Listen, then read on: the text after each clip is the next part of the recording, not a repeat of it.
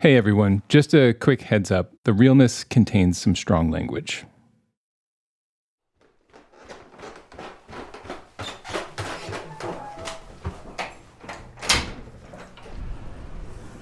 What's up, big brother? How you doing, man? Yeah, I'm good, man. What's going on, brother? Nice to meet you, man. You too, man. What's going on? I was like, where you at? Yeah. Prodigy has a big brother. His name is Greg Collins, and he's much older than Prodigy, so he actually remembers the day his baby brother was born. That was my buddy, man. He was, I took to him right away because, I never had a sibling. You got guys that had older brothers, and you wanted to be an older brother. What did y'all call him when he was born, first of all? Well, Not Prodigy, of course. no, of course not. His father's name was Albert Jackson Johnson the third. I think it was the third. Anyway, so when they were naming my brother, my mother said, "Oh no, we're not naming him no Albert Johnson." She wanted to name him T'Chaka. They kind of, I guess, worked together. They came to a middle ground and said, "Well, we'll name him that, but we can put T'Chaka, in there." But we used to call him Chaka, Chalky, that's what he was called. Nobody ever called him Bud or Albert. He was Chaka, T'Chaka, and we called him Chaka for short. Yeah. I used to always try to do things with him because I wanted that interaction as my only sibling, my only brother. Yeah, I always tried to take him with me wherever I went, when he could. Because of his condition, though, I didn't get to do that a lot because I had to be very careful. I'm wondering if you ever saw him have an episode yeah? Can you tell me about one time? Many times. There were many times I took him to the hospital.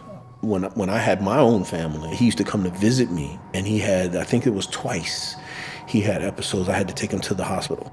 The pain just seemed so excruciating, like you're wondering, I couldn't feel pain like that.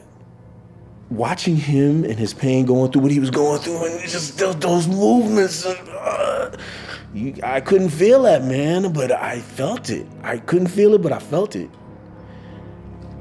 Wow.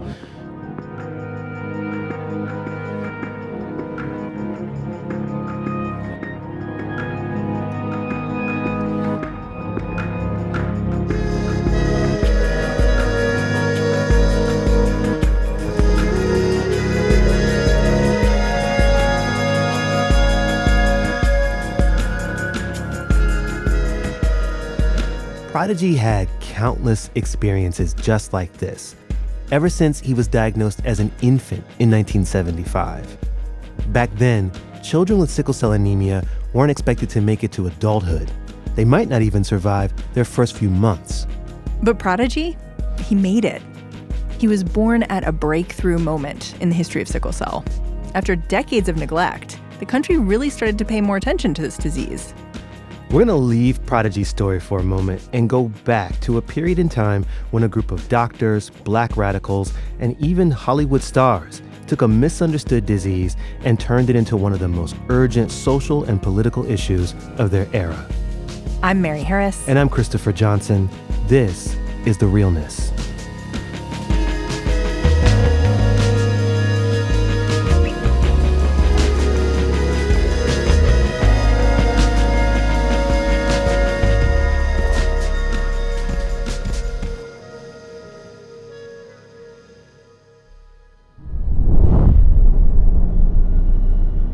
The doctor always told me all my life, you got sickle cells, nothing you can do about it. You're not gonna live past 40. That's it. I never thought like I'm gonna die when I'm 40, because that's what they said. But definitely the pain that I was going through made me off a little bit. You know what I'm saying?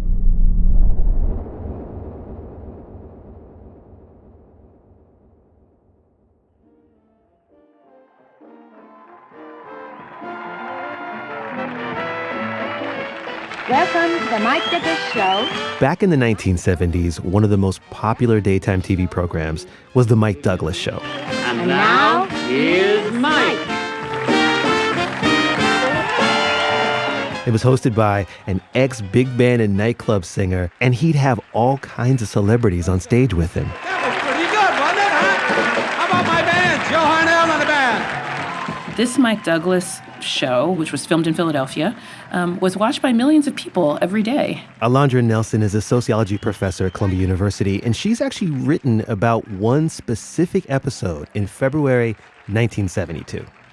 And this particular week, it would have been watched quite a lot because it was guest hosted by John Lennon and Yoko Ono. John Lennon and Yoko Ono. Hello, hello. Hello, is the mic on? On this show, they've got Vivian Reed, the actress. They've got this sketch comedy group called the Ace Trucking Company. Car, where do you think you're going? A drive-in movie with Betty Sue. The one who was out here last Saturday? Yeah. Hey, she's all right.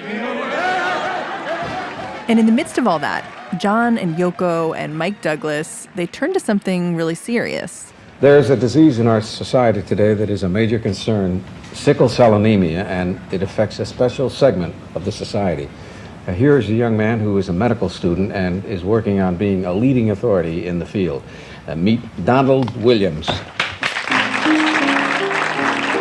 Donald Williams had been working with the Black Panther Party. He'd been helping them test people for sickle cell in the Oakland, California area. And when he walks out on stage, he's wearing a suit and he's carrying a black briefcase full of his medical books. Yes. You really came prepared. Well, I'm primarily a student and I have to keep my books with me. I see. So I can study. So he settles into his chair and jumps right into this really thorough, detailed explanation of what sickle cell anemia is. Sickle cell anemia is a disease of the blood. It's an inherited disorder. It's the only way it can be contracted, or it cannot be contracted. The only way it can be gotten is through heredity, okay? It occurs primarily in blacks. It occurs in some Jewish populations. It occurs in some Turks. And Mike Douglas, you can tell he is struggling to keep it entertaining. The trait occurs when the person has only inherited one gene from one parent for production of hemoglobin S, which is the abnormal hemoglobin in sickle cell. Okay? Boy, you fellas with those medical terms, you really go. Talking about sickle cell anemia is not good television. It's not sexy, it's not interesting, and it was clear, certainly a few minutes in, that Mike Douglas is a little bit uncomfortable because he's a TV man and he knows this is not good TV. Now, what is your goal? Our goal is to educate the entire black population in this country about sickle cell. What having the trait means, how it's passed on, how a kid gets the disease. So you can prevent it in a way. You can prevent it only if you prevent people with the trait from having kids. From falling in love, right? Yeah, Very sure. tough one. This interview is important because it's one of the best examples we have of this pivotal moment in the 1970s when sickle cell became part of the national conversation. It had come a long way since the disease was first discovered in the West in 1904. That's when a doctor who was looking at some blood under a microscope sees these, quote, peculiar and elongated red blood cells. And what he theorizes is that this isn't just some kind of anomaly, it's an actual new disease. This is Keith Wayloo. He's a history professor at Princeton. It's really from the 1910s through the 20s and 30s that clinicians start to identify these sickle-shaped red blood cells as being linked to particular kinds of painful episodes and painful crises, and then early childhood mortality. A lot of physicians might not have been putting a kid's blood under the microscope. So when they saw kids with sickle cell come in, they might not have even known it was one condition. They would see kids coming in with pneumonia and meningitis because sickle cell wrecks your immune system. There's also something called hand-foot syndrome. And basically, it makes babies' fingers and toes swell up, and it hurts so bad that sometimes babies will suck on their fingers and toes just to make them feel better. It's a really common symptom of sickle cell, but back in those early days, doctors may not have really known that. Researchers were just starting to figure out how this disease worked inch by inch.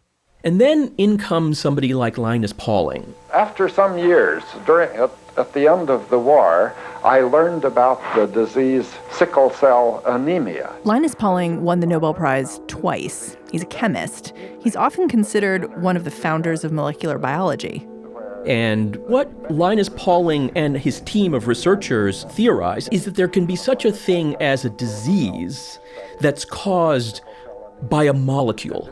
Immediately I thought, could it be possible that this disease, which seems to be a disease of the red cell because the red cells in the patients are twisted out of shape, could really be a disease of the hemoglobin molecule? The hemoglobin molecule is a part of the red blood cell, and it moves oxygen all over the body. Pauling saw this glitch in hemoglobin. It made the blood cells change shape from round to more of a crescent or a sickle. And those sickled cells, they don't move through the body as smoothly as round cells. Instead, they stack up in a way that blocks the flow of blood and oxygen.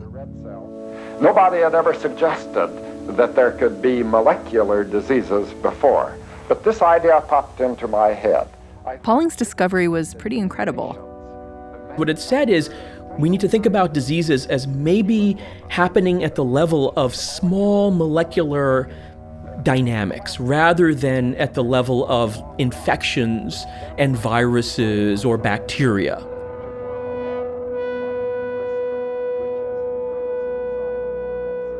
But there was also a big problem with scientists like Pauling. It was all in the way they talked about sickle cell patients.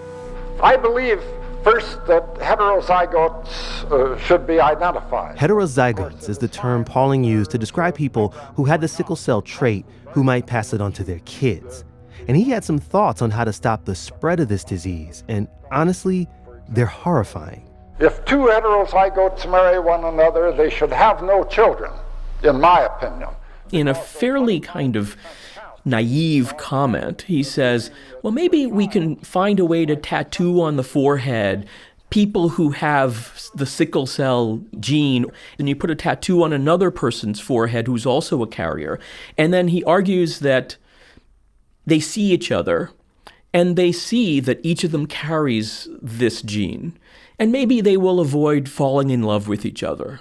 That is to say, that they themselves will recognize the danger. If they want to marry one another, they should probably be sterilized so as to be sure that they would have no children. He was just trying to think through, how do you actually solve this problem, knowing what we know about the mechanisms of inheritance? But this is a good example of how sometimes scientists can be callous because they are narrow. This kind of scientific approach, this cool, callous theorizing, this wasn't going to be enough to save lives.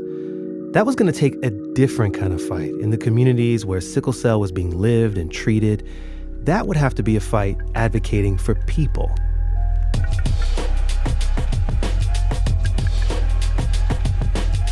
Sickle cell disease sees a very gradual 2-decade transformation as a high-profile cultural phenomenon. It started in the 1950s with the civil rights movement. And then there's a real turning point in the late 1960s with the Black Panthers, who essentially argue that not only is this our disease, not only is this a statement about what it means to be black, but we need to determine our own future by spreading information about it, by educating ourselves for it, and by raising funds to actually support the health and well-being of our children. The Black Panthers created a national sickle cell screening program. They would test people everywhere, at churches, at clinics, at community education rallies. I'm sure we tested over 4,500 people for sickle cell anemia last night. Party Chairman Bobby Seale helped lead the charge. And I think that the voter registration is running neck and neck with it. So it really becomes part of that broader dynamic that's very much part of the late 1960s rise of black power. The Panthers made the problem of this one disease, sickle cell anemia, about something much bigger. They made it about the exclusion of black people from mainstream medicine. And moreover, about their concerns for how healthcare and the neglect of healthcare is a way of doing harm to black communities, right? Not only is it, a kind of benign neglect, they accused it of being a kind of genocide. The Panthers also wanted people with the disease to understand that they were entitled to the best care. that they deserved research into their disease, that they deserved scientists, our best scientists, putting their efforts into trying to uncover, or to discover a cure for the disease. And so they really helped to change a national conversation about the disease. There was this huge groundswell in the 1960s and the early 70s that turned a spotlight on the sickle cell anemia. The Panthers didn't do it alone. There were TV shows and movies about it. Major athletes and actors were talking about their own struggles with sickle cell. Black folks were really taking ownership of this disease. This is not unlike what a lot of communities would do in the 80s with HIV and AIDS, to own this disease and to own the people who were going through it and to protect them as ours. Brothers and sisters, peoples and human beings alike, it's good to see you here tonight. We're running a kind of revolution that involves our very lives, and it involves us building what we call people's power, starting in the heart of the Black community to the Chicano community. And then the next step was to get that critical mass of understanding and put pressure for change on people who actually were in positions of power. Presenting to you the President of the United States. In his 1971 State of the Union address, my fellow Americans, President Nixon had been talking about overhauling the nation's healthcare system. I will offer a far-reaching set of proposals for improving America's health care and making it available more fairly to more people. He was even talking about universal coverage. America has long been the wealthiest nation in the world. Now it is time we became the healthiest nation in the world. It's not like sickle cell was on Nixon's agenda. His inner circle didn't really understand what the disease was about. But because of all this social and political pressure, it was clear he had to do something. So a year after that speech, he signed the Sickle Cell Control Act into law. It dedicated $155 million to the research and treatment of this disease. It also created a whole network of sickle cell care centers all over the country. The Panthers and others, they saw this as a pretty cynical ploy by a president who otherwise wasn't doing a lot for their neighborhoods. One thing you might say is that Nixon strategy was an attempt to co-opt the narrative of Black activists like the Black Panther Party about the state neglect of African-American communities, right? So this then becomes a way to say, no, we're actually not neglecting your communities. But someone on Nixon's team knew enough to find the best people working on the disease and recruited them to advise the president. One of those experts was a doctor who figured out a way to treat babies that kept them alive, and she used that same technique to prolong the life of the small, frail boy from Long Island, New York, who everyone called T'Chaka. Growing up with sickle cell, it was kind of different for me, man. It made me real angry at God, for making me go through that pain. I was a young kid. I didn't understand why I was going through that, because I was tired of that pain.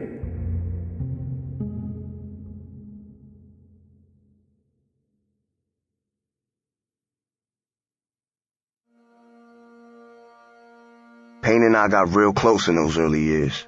Prodigy doesn't talk about sickle cell a lot in his autobiography, but he does talk about how sickle cell changed him as a kid. Ever since I was born, I was at the hospital at least 4 to 6 times a year with sickle cell. Every year. Sometimes for a week. Sometimes even up to a month.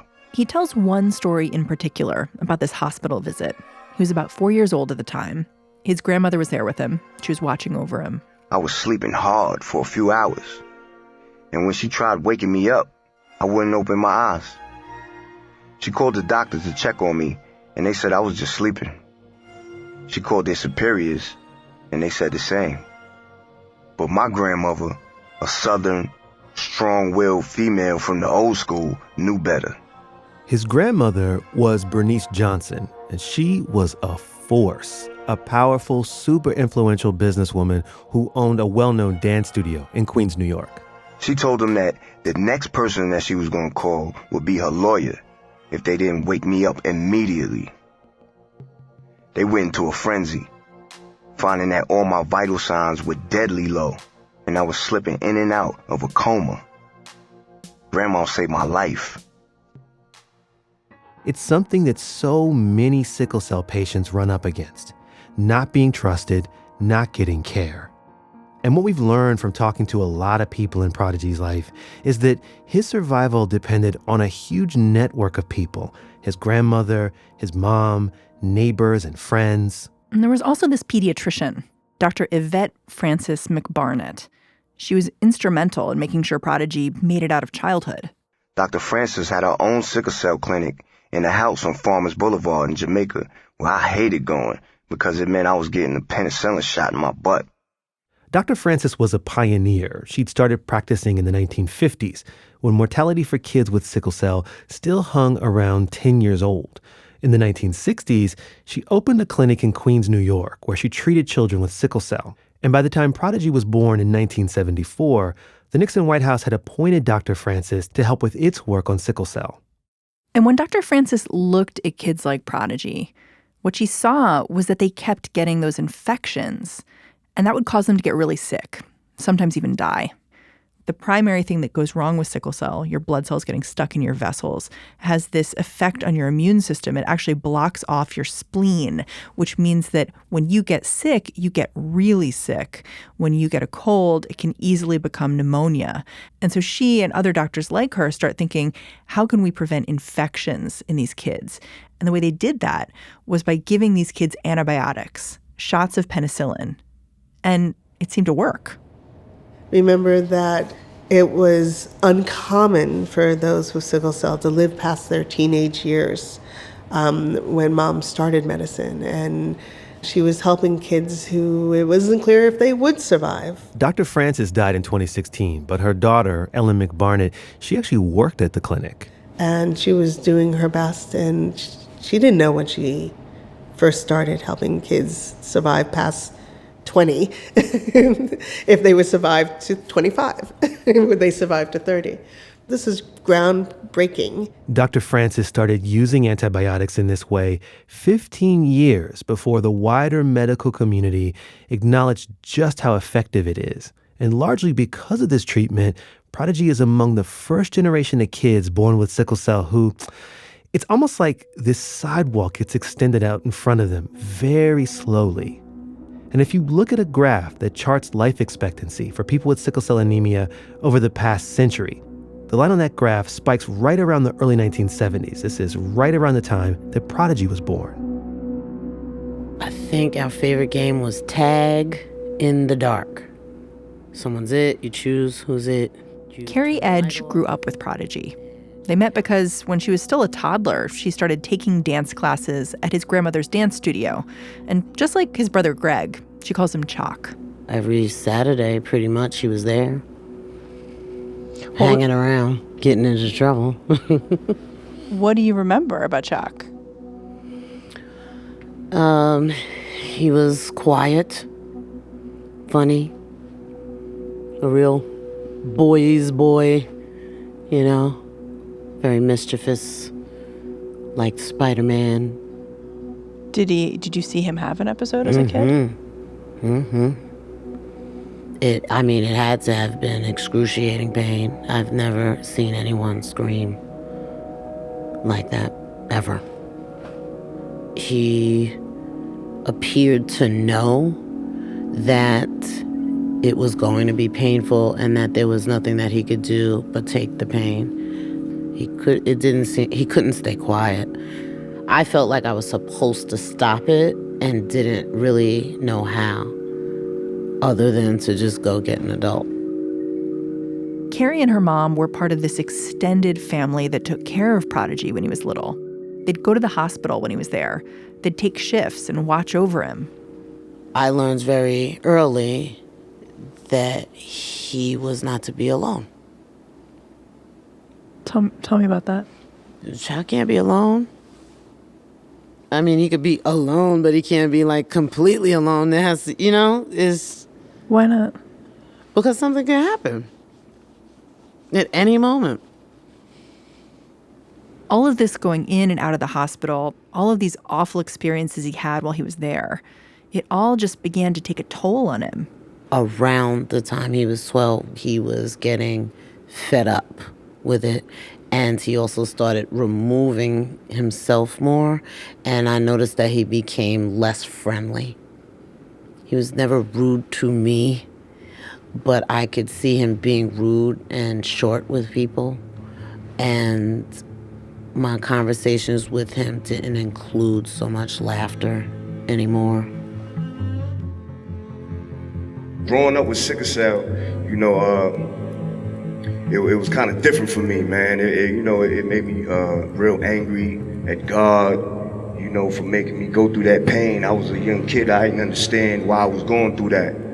And I wanted to kill myself. You know what I'm saying? I didn't even want to live anymore because I was tired of that pain. It's like so painful. I was just tired. I was like 12 years old and I wanted to kill myself. My mother came in my room and she saw me in the closet trying to cut my wrist with a steak knife, you know what I mean?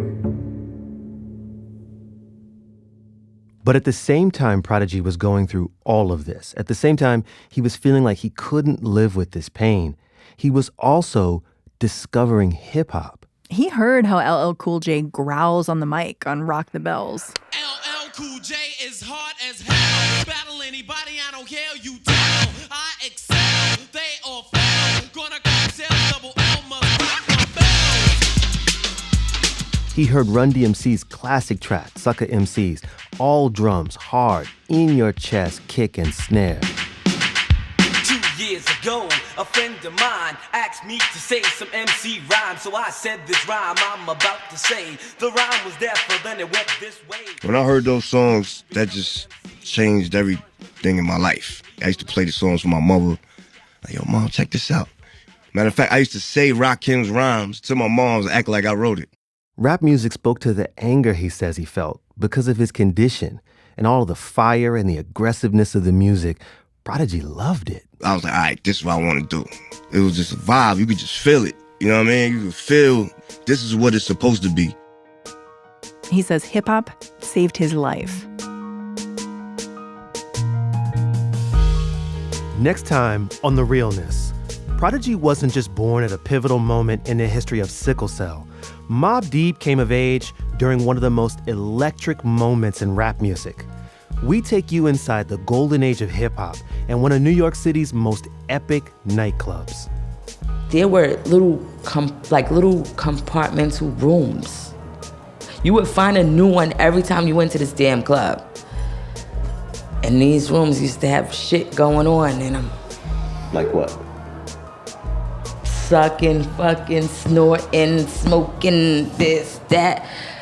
Every inch of that club, it was a party.